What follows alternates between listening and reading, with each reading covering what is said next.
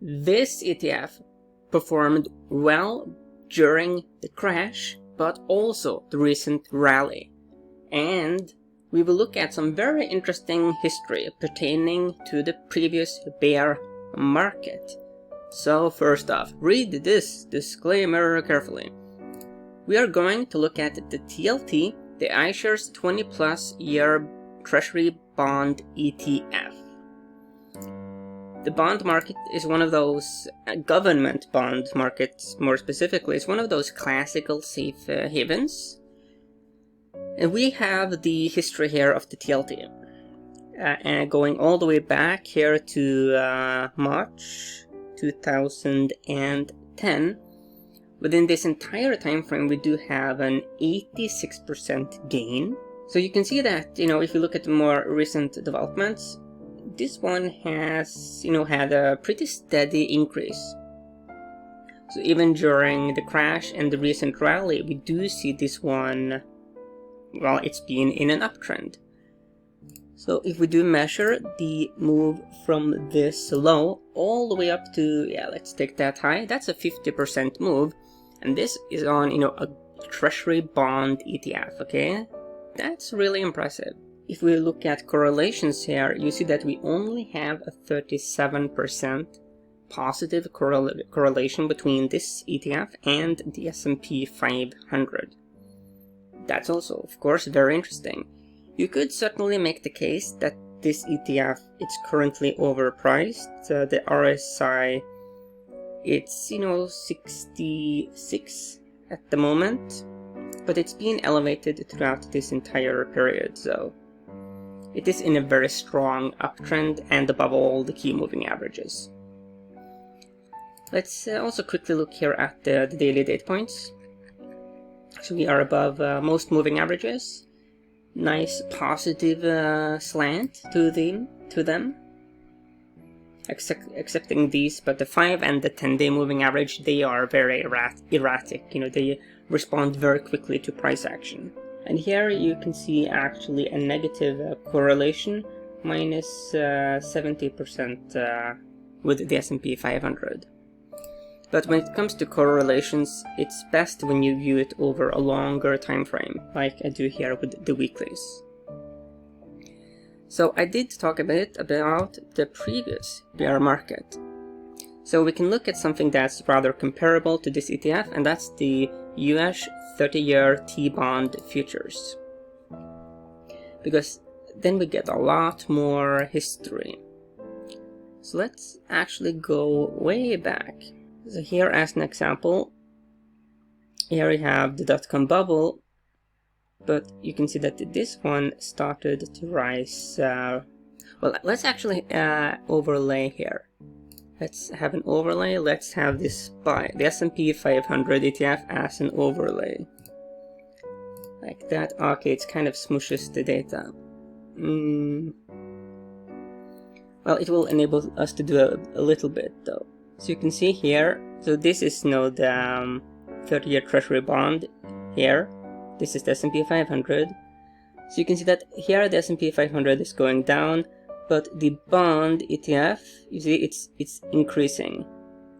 Here we have the financial crisis, the housing bubble, and you can see that there is this increase here in the Treasury bonds.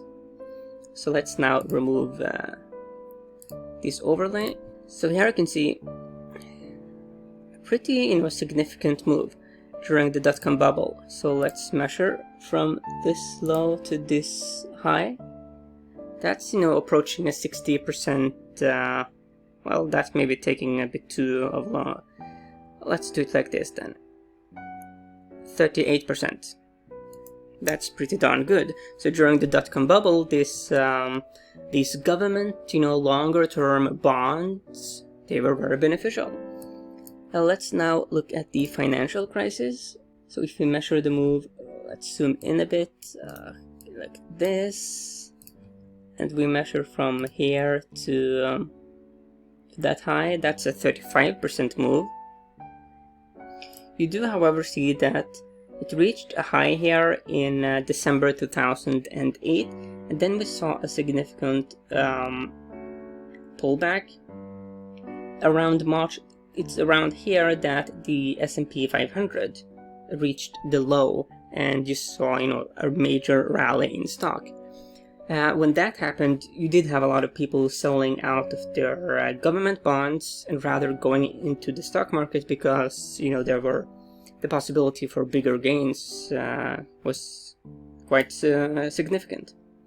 So that also partly explains that move.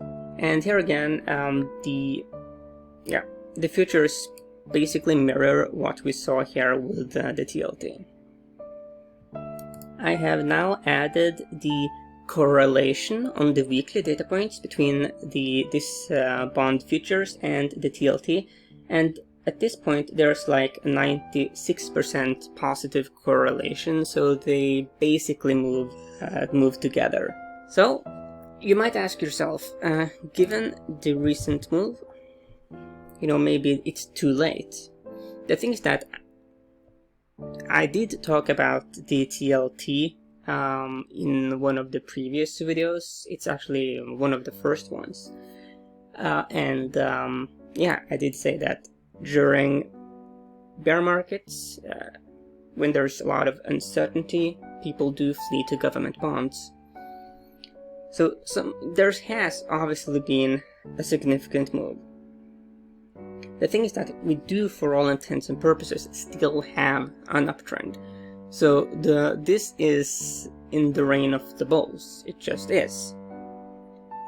Could we see a pullback? Well, if you look at this ETF historically, pullbacks are very regular. It happens actually a lot. It's the name of the game. Then again, as we saw with the dot-com bubble and the housing bubble, the long-term, Treasury bonds, they did rise, quite significantly into those bear markets.